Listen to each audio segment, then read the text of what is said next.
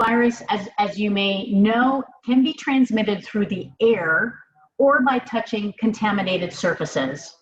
At the early stage of the COVID-19 outbreak, every infected person could reasonably be expected to pass the virus along to 2 to 3 others, and at a greater rate than the flu virus.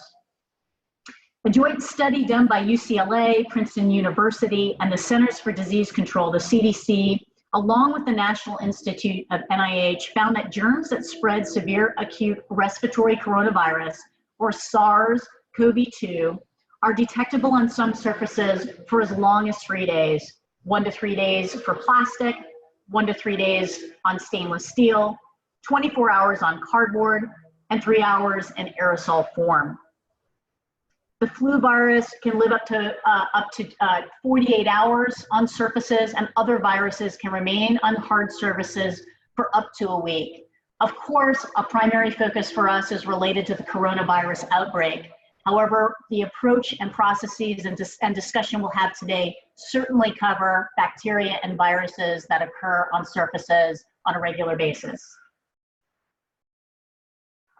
The speed of the epidemic depends on the pandemic depends on 2 things: how many people each person affects, and how long it takes for infection to spread between people. And it can easily spread if you aren't doing a regular deep cleaning with disinfectants, certainly. And a key way to combat that is certainly regular cleaning and disinfection, and then for employees, washing of hands with the appropriate protocols. So before we go to the CDC recommendations, I think we have a polling question. Lee, are we ready for that question? Or is that later in the presentation? It is now. They should be able to see the polling questions on their control panel. Okay, great. So if you just take a moment, we'd love to hear from you. Have you had your workplace professionally disinfected since the COVID-19 outbreak? And do you plan to increase the frequency of your disinfection services?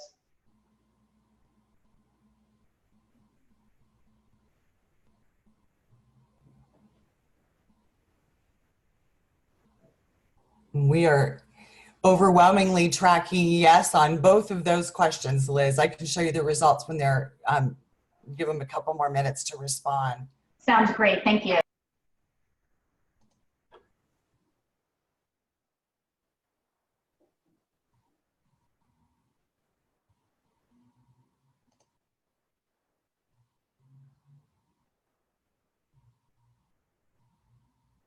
All right. Great, Lee. Are you able to share the results now? I am. Here Super. we go. So you should now be able to see the poll results.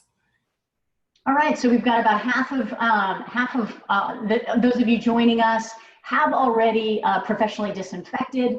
And in addition to that, a majority of you are looking for more frequent disinfection services. Again, we'll cover those in depth during the call today, and we'll share with you the market trends that we see and how your responses compare to that later in the call. So let's move just to the CDC recommended guidelines. And again, you're seeing a lot of this information in the news, but just to ground on some of the basic and important principles, we know washing hands with soap and water for at least 20 seconds is one of the most significant things we all can do to minimize the spread, not only of COVID-19, but all other bacteria and viruses. And I don't know about you, but I've been much more conscious of what 20 seconds is nowadays, and it's a lot longer than I had been doing in the past. If soap and water are not readily available, using a hand sanitizer that contains at least 60% alcohol will also do the trick if you cover all surfaces of your hands and rub them together until they feel dry. Of course, covering nose and mouth is a key factor, particularly if you are sneezing or coughing, using your elbow or washing your hands if hands are used to cover nose and mouth. and avoiding close contact with others. We know with social distancing, that's a key element to avoid the close contact. Putting distance between yourself and other people is critical, and particularly for those who are at higher risk of getting very sick. As we know, you can spread COVID-19 to others, even if you're not showing symptoms or feel sick. We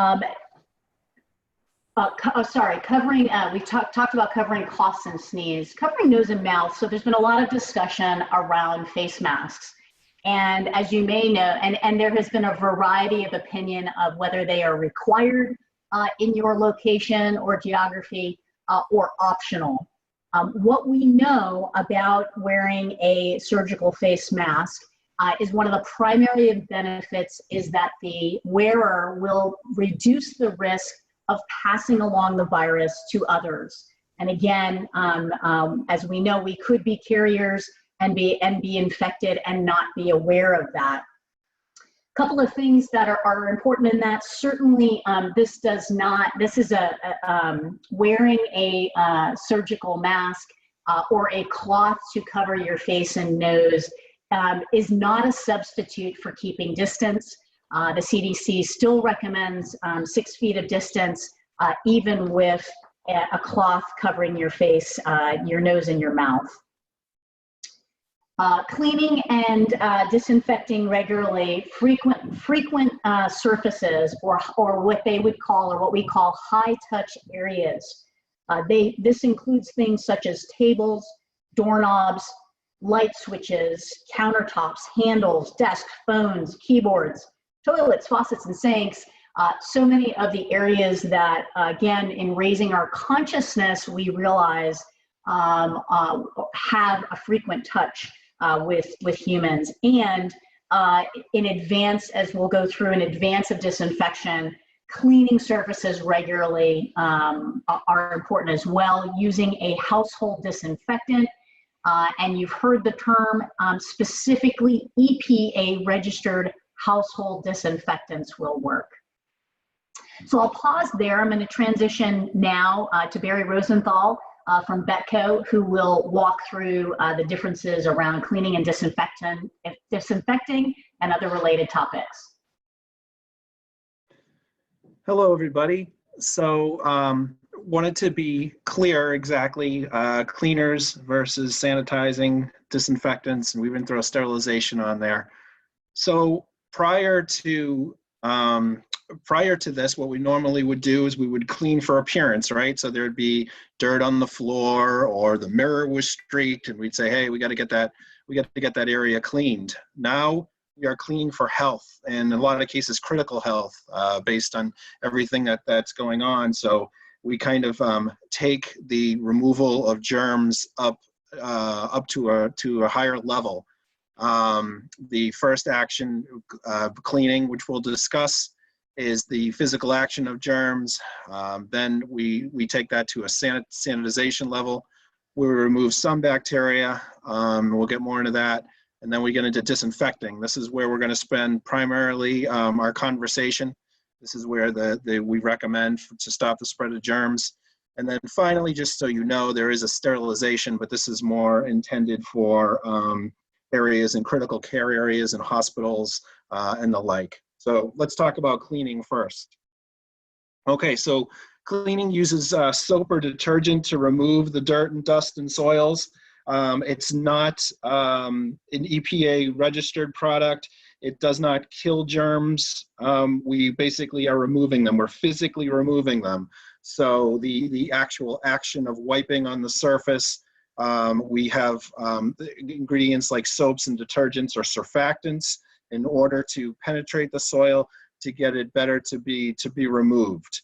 But this is the physical action. Cleaning itself probably removes anywhere from 90 to 99% of the soil or the contaminants on a surface.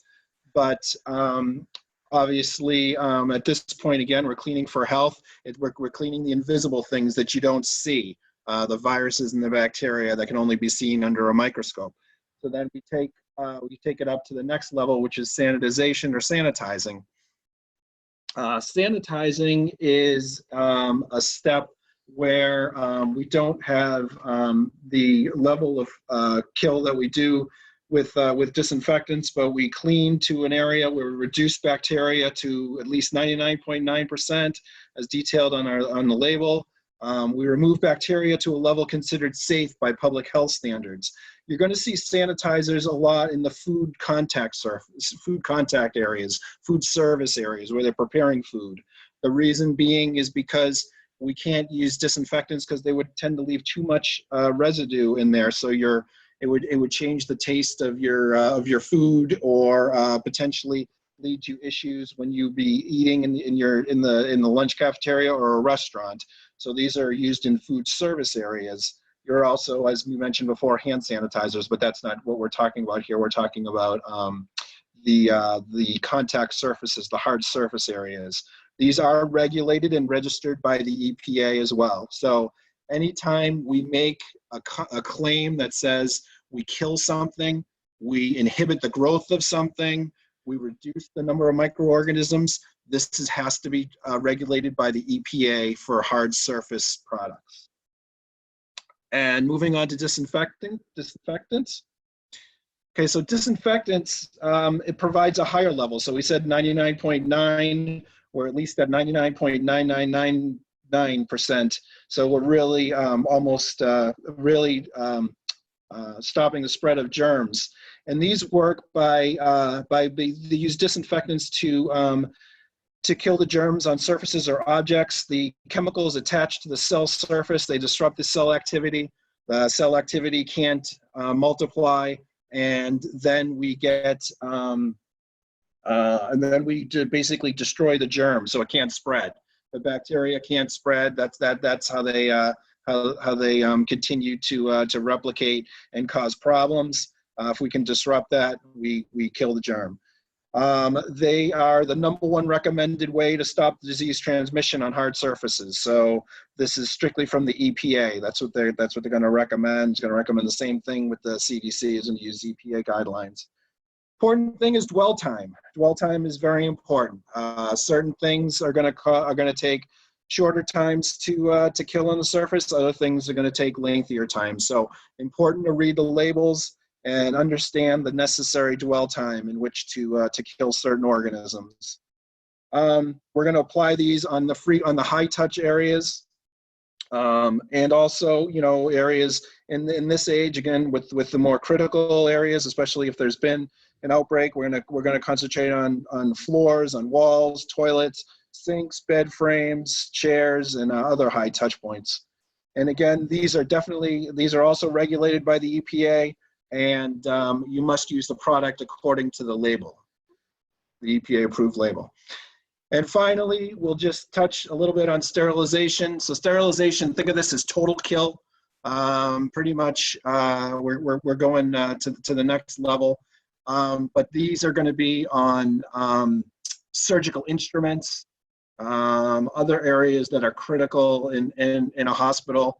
Usually these are the sterilization task is performed by using very strong disinfectants, very strong active ingredients, or by using high heat. So you stick them in a device called an autoclave that's going to be heated up to about 500 degrees, and basically it's going to cook the bacteria off the surfaces. So that is a very specialized thing, and again, you're going to find this in critical areas in hospitals, not in your normal workplace environment.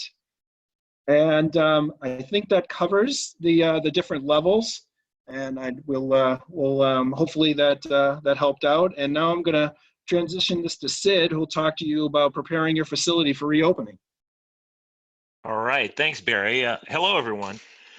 So you're ready to reopen your facility in either limited or full capacity, or maybe you're looking to ensure that your cleaning provider is properly disinfecting your facility. Whether your situation, you want to make sure that your facility provider or your facility cleaner is taking the proper steps to ensure the health and safety of your employees, your customers, and make sure that your service provider is fully trained and that they know what they're doing. That is super important. So how do we ensure that? So one of the things I want to talk about is disinfecting requirements. So disinfecting requirements are the items that you need to ensure that your service provider is adhering to, and that that they're ready to do the job.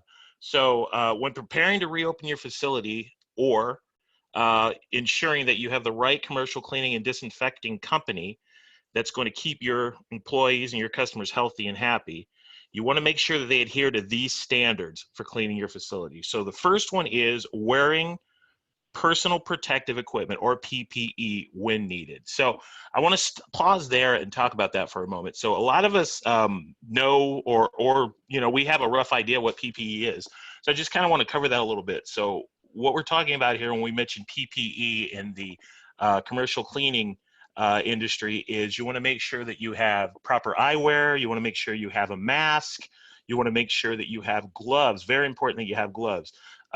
The importance of this is to make sure that your cleaning staff is, protected against any cross-contamination that might occur while they're cleaning, but as well that they're protecting you from the cleaner as well. So let's say there's something the cleaner isn't aware of that they have, that's not being transmitted throughout your facility. So that's very important. You want to make sure that they're trained and adhere to the proper usage of equipment and tools.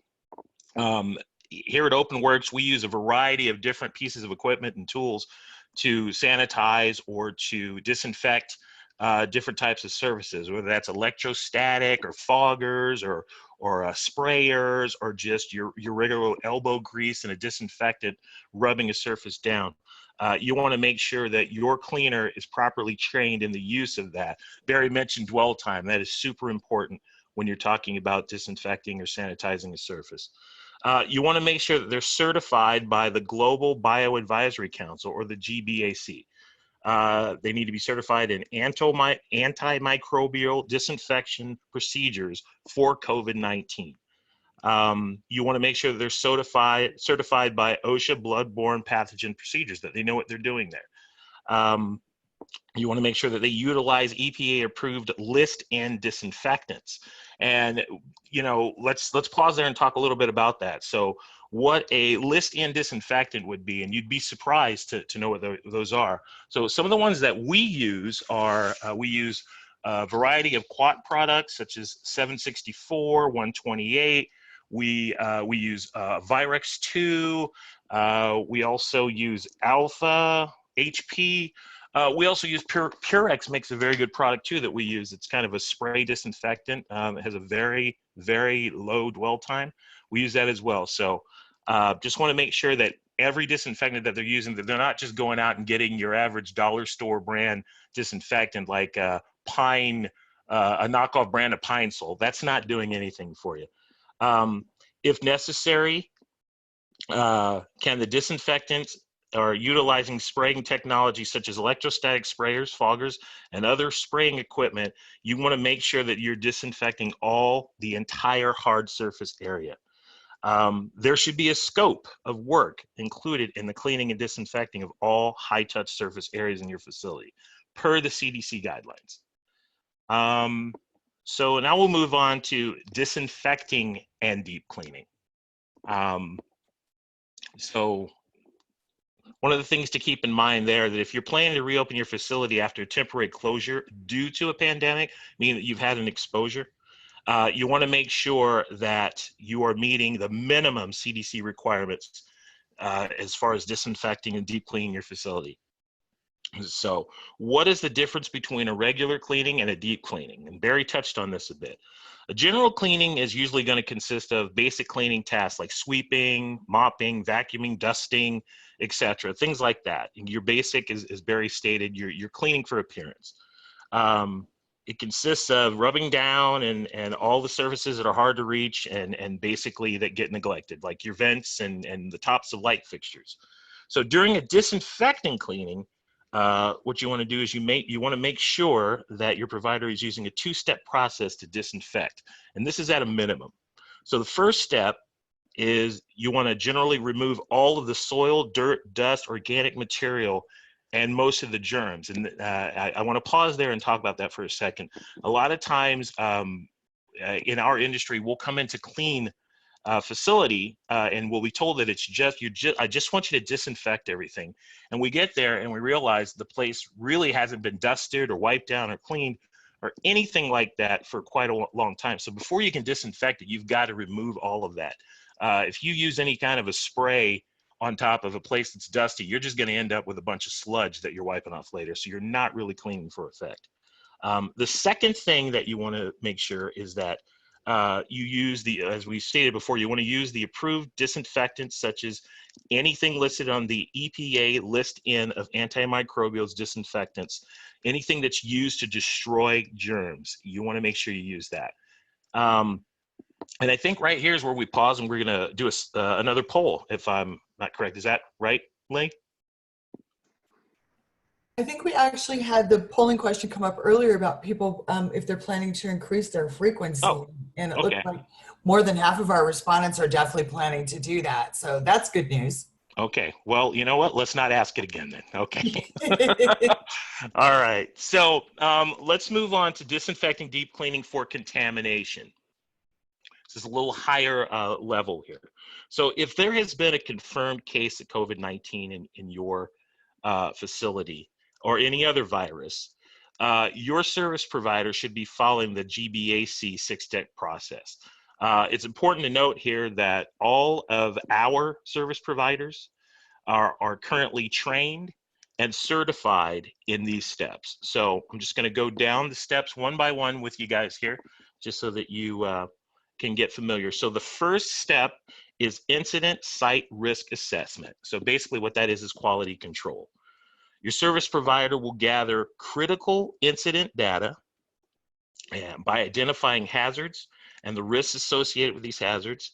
They will be able to develop a risk mitigation step program and strategies that allow for the safe and effective process to continue. It assists in defining the needs of the job prior to entering the site, during the actual work and afterwards. It should be noted now that all jobs are not created equal. You need to make sure that each situation that occurs, you want to have the proper PPE, disinfectants, and tools that will be required for that job. All right, so number 2, pre-disinfecting. So if this is a situation where there is a visible contamination, such as filth, vomit, bodily fluids, anything disgusting, a pre-disinfection step is going to have to occur. And this is where your service provider will apply a disinfectant, and this will knock down the infectious agent contamination prior to entering the site. So number 3 is load reduction. It kind of goes hand in hand with number 2. So if there's a physical, biological material contamination, load reduction is the removal and the proper disposal of that gross biocontamination. In other words, that's taking that physical, that hard, contaminated piece out of the site before you can begin any sort of disinfecting process. All right, so number 4, we would do what's called a forensic cleaning. And this is the removal of that biological contaminant to prepare the surface for both vertical and horizontal professional disinfecting. It also includes the removal of all soft goods such as textiles, trash, ventilators in some cases of that area. So there are a couple steps to that process. So the first step is meticulous cleaning of all surfaces, both vertical and horizontal, and they are until they are initially dry and cleaned, preferably with a microfiber towel and cloth via mechanical action, basically by hand. In the absence of microfiber towels, you can also use cotton cloths. And then step 2 of that process is to repeat with a detergent cleaning solution. Okay, number 5 in the process is professional disinfection. So this is an extremely important step. Use an appropriate disinfectant that is applicable for the infectious agent. The use of sprayers, electrostatic sprayers, foggers, misters with this appropriate disinfectant is highly recommended. And then lastly, you want to do a post-site assessment quality control. Your provider should conduct a post-visual inspection confirming that all aspects of the scope have been met. And that is the 6-step process. So with that being said, I'm going to, I think I'm kicking it back over to Barry, right?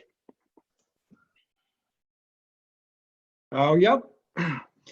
Okay, so just wanted to explain just a little bit of who Becco is. Becco, we are a 70-year-old company. We're located in Bowling Green, Ohio. We are a chemical manufacturer, so we make several disinfectants that are on that list N.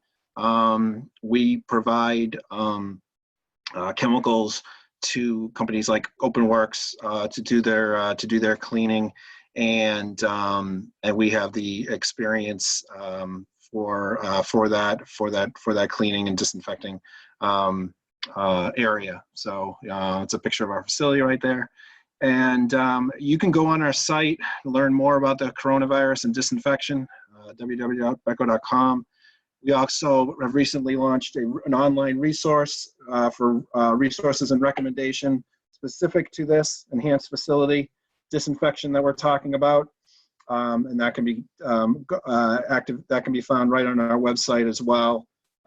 It's just a bunch of different information in regards to products, procedures, and it's a really good online resource for you. The other thing I just would like to add to, there are a couple of additional resources that I would suggest looking at. The World Health Organization is excellent. The CDC.gov, that's a lot of where this information has been pulled from, and they have a bunch of different recommendations, which changes usually on a daily or a weekly basis as we tend to learn more about the coronavirus.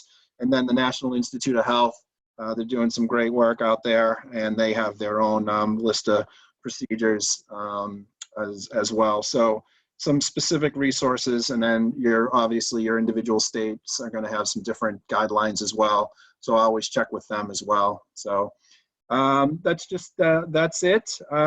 Thank you very much, and I believe we are going to open it to Q&A. Not quite yet, Barry, but we will get there shortly. No, that's okay. No, thanks for that. So certainly as your partner, we know that COVID-19 has really forever changed the way we look at cleaning and disinfecting. And as we're all looking ahead, we're trying to get a sense of what would your consumers expect of you in order to re-engage and to conduct commerce in your location. What will your employees expect in terms of a reopening or a return back to the office? And then lastly, what are other companies like yourselves thinking about in terms of what would be expected and requirements around a healthy and safe environment? So Openworks has recently completed a study, a market study, to give a sense and to share with you some of those insights to inform your thinking. And from an employee and customer expectations standpoint, we ask them, how often do you feel your workplace should be cleaned daily? And 73% felt that that they would look to see that their workplace was cleaned daily. Next, over half want their workplace to be disinfected daily. And this is interesting because more than ever, all of us as consumers have a much higher level of awareness to the distinction between these terms, and we expect this to continue to evolve and have a very informed employee and customer base. The next insight is that nearly 70% feel that the use of EPA approved disinfectants is important. Everyone is hearing that out there, and the distinction certainly being that the EPA has verified the claims of that product and its ability, as Barry shared, to either sanitize, disinfect, or to sterilize surfaces. And lastly, 61% believe that high-touch surfaces should be disinfected frequently. And I think, I don't know, Lee, if we're able to bounce back to the CDC recommended high-touch surfaces. But there is a long list, as we would expect, of surfaces that are considered to be or are recommended by the CDC for regular and high frequent disinfection. And when we share the slides post the presentation or the webinar, you will be able to see that list, or you can go to the CDC website for those details.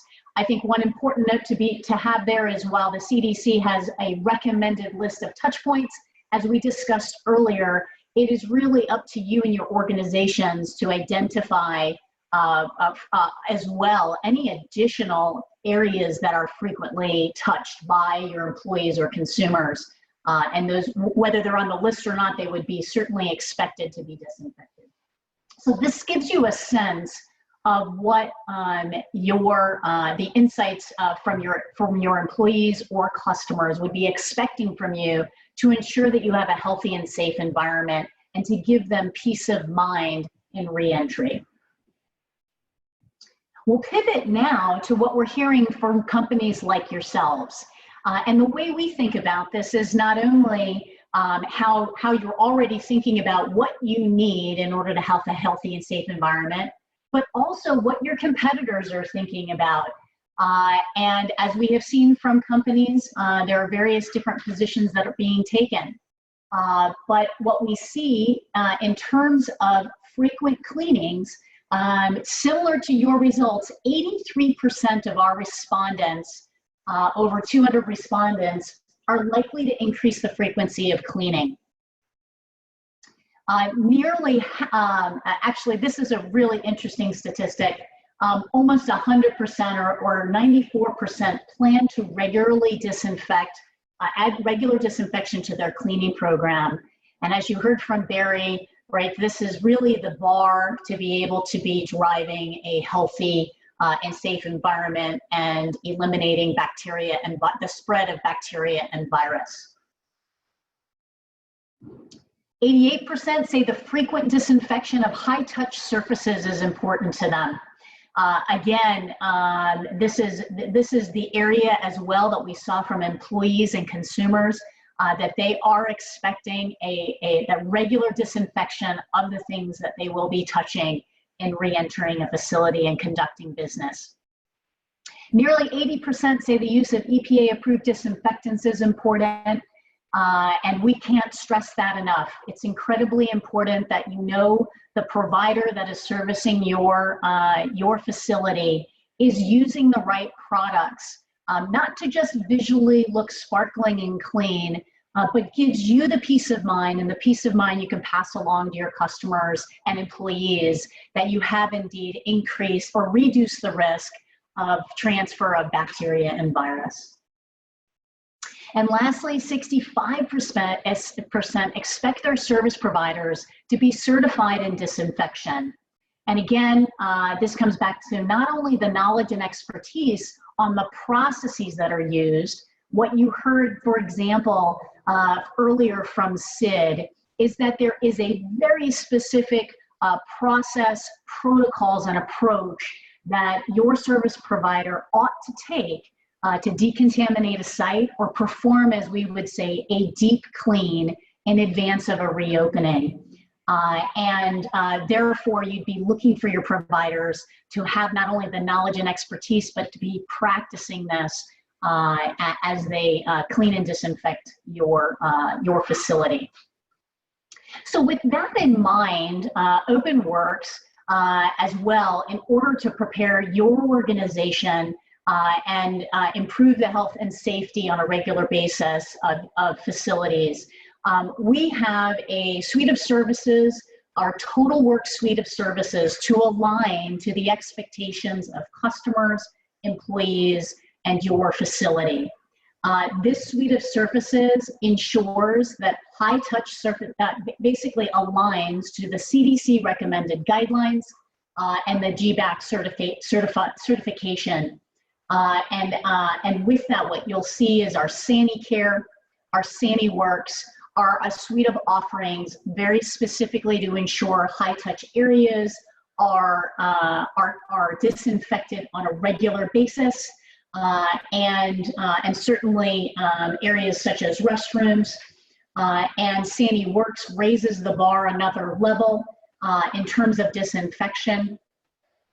Sanitech, we have a number of our customers that have been adding a technician to their regular working hours. And this Sanitechnician, a la day porter, is focusing their time and energy throughout the day, cleaning and disinfecting all high-touch areas on a regular basis.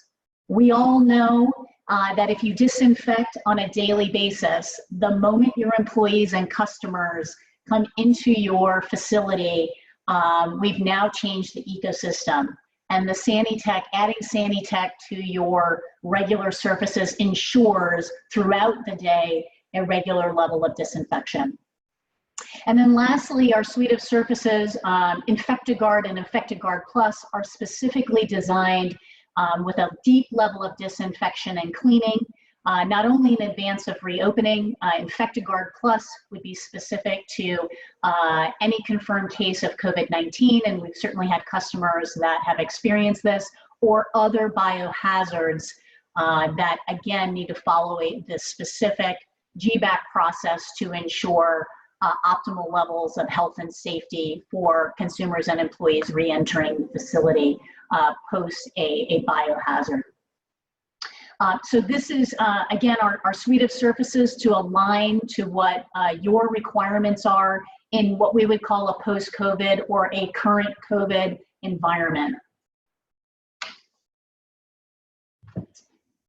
So lastly, we'll just wrap up around Openworks, and many of you are familiar with our organization.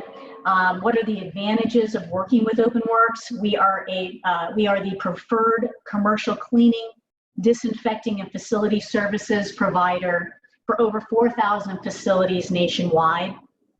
We come to you and deliver our services with over 35 years of experience in cleaning, sanitizing, and disinfecting.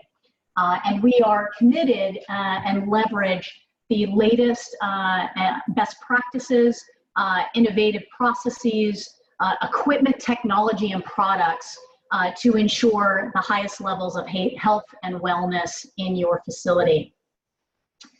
We have an elite network of service providers that are dedicated to delivering high-value facilities care.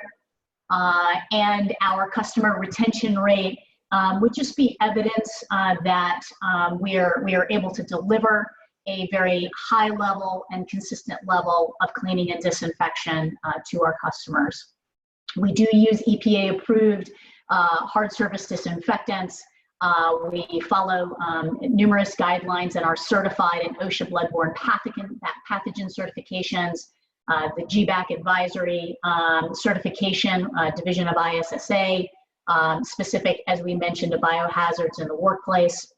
And we are a one-stop shop for integrated facility services, not only the cleaning and disinfection, but the additional services that you need to run your facility efficiently and cost effectively.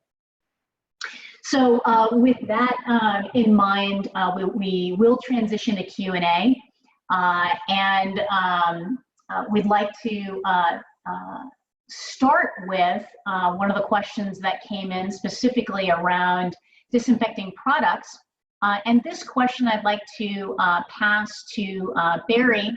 The question is, or the comment was, I believe Lysol has both sanitizing and disinfecting wipes. Or excuse me, in terms of cleaning and disinfection, are Lysol wipes and spray considered sanitizing? Barry, how would you respond to that question? Yeah, I believe Lysol has both sanitizers and disinfectants. So I would check the specific label of the product. I know for a fact they have disinfecting wipes, and they do have a disinfectant spray as well. And I believe they have sanitizing wipes as well. But so it's really important to check the specific label for what they're claiming. It should be right there on the front of the label. Yeah, and on a related note, we received a question around what are the best products to use, and there are a lot of brands out there, but maybe you can share, Barry, what are the elements of a product that one would be looking for to categorize it as effective for disinfection?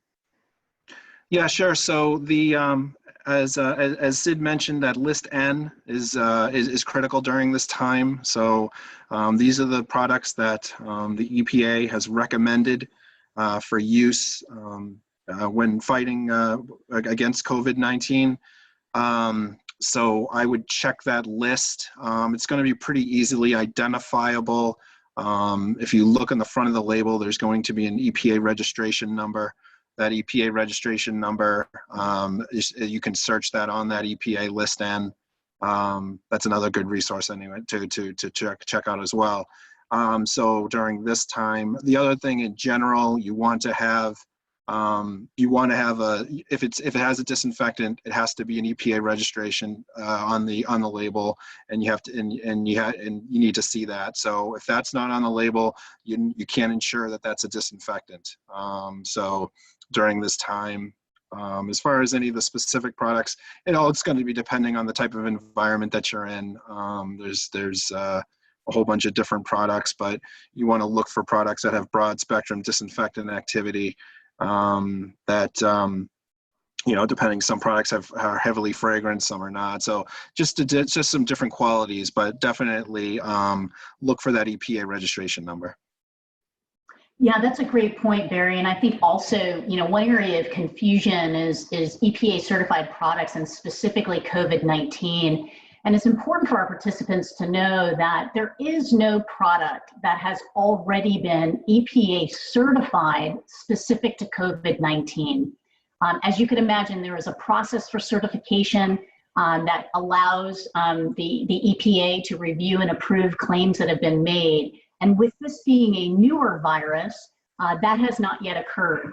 However, the EPA approved list of products are proven to eliminate viruses and bacteria, many other viruses and bacteria, and some of those with the SARS-CoV-2, which has similar elements in nature of COVID-19. So that's why you're hearing and seeing that approved EPA certified products are the best way to go if we're looking to reduce risk of COVID-19.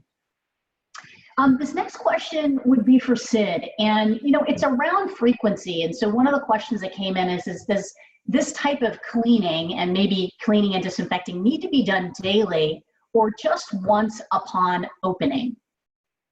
That's a great question. So it should be done at a minimum daily, but I will say that disinfecting, if you have a high traffic facility, a high traffic area, that disinfecting, once it's done, as soon as the first person walks in, you are no longer disinfected. So it would depend on the type of facility that you're running and the amount of traffic or the amount of volume that you see in that particular space as to how often you would want to disinfect. We have certain accounts that choose to have their services disinfected every 45 minutes to an hour, just to make sure, such as banks, just to make sure that there is no possibility of contamination from the general public coming in. Hope that answered the question. Yeah, that's great, Sid.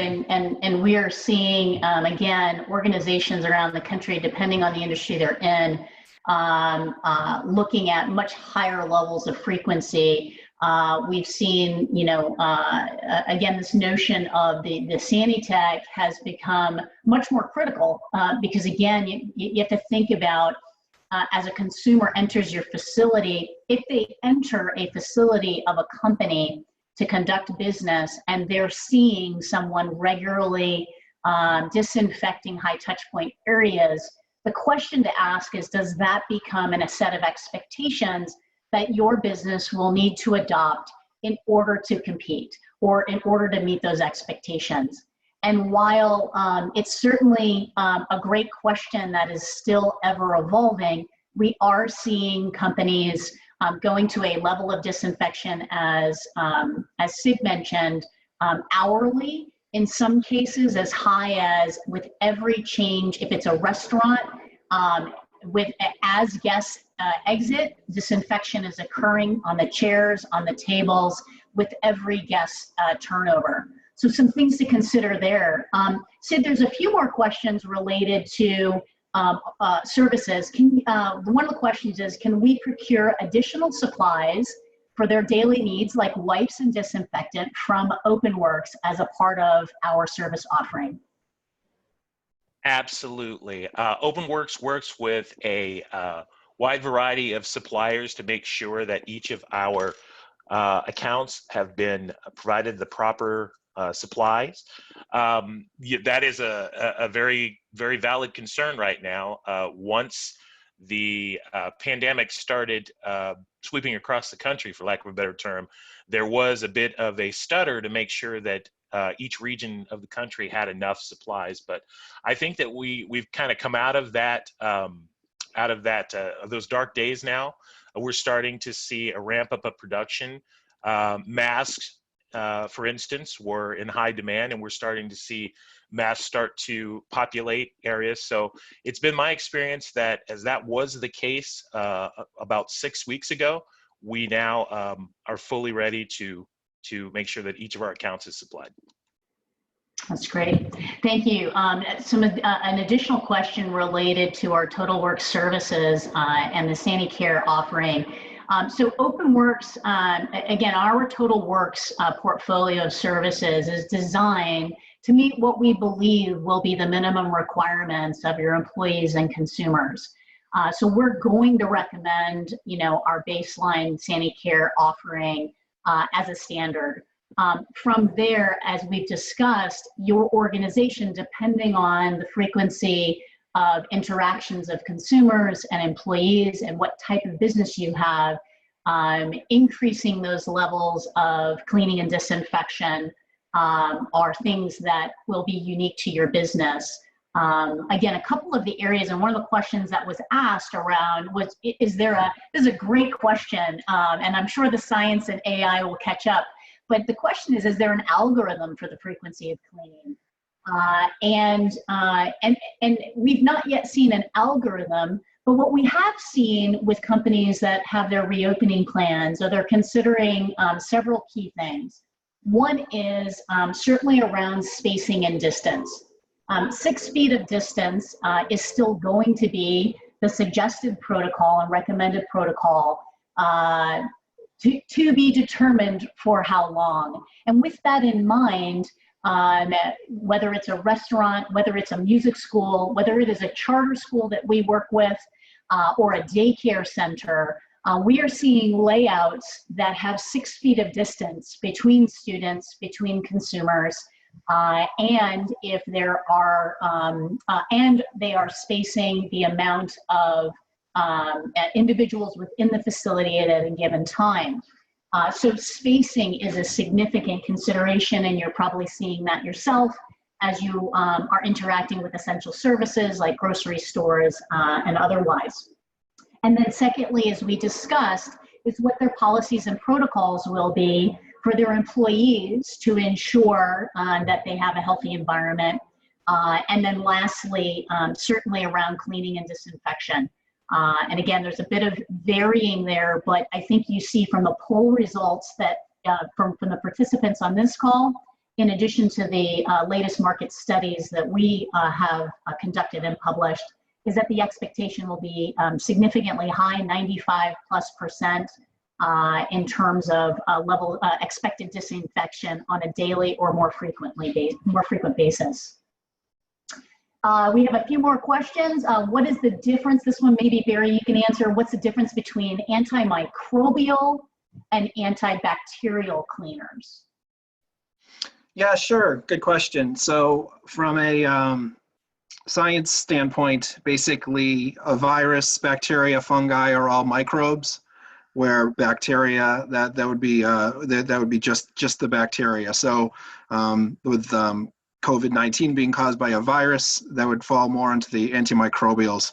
In practical terms, I've seen these terms used synonymously within the industry. So I've seen some people call like their skin cleansers antibacterial skin cleansers, antimicrobial skin cleansers. So I wouldn't be too concerned about it, but look at the specific claims that are being made on the label. And again, in this specific situation, refer to that EPA list. Great. Some additional questions around frequency and what proposed levels of service. So one of the questions that came in, you say the minimum daily disinfection or even more frequently, but what sort of disinfection?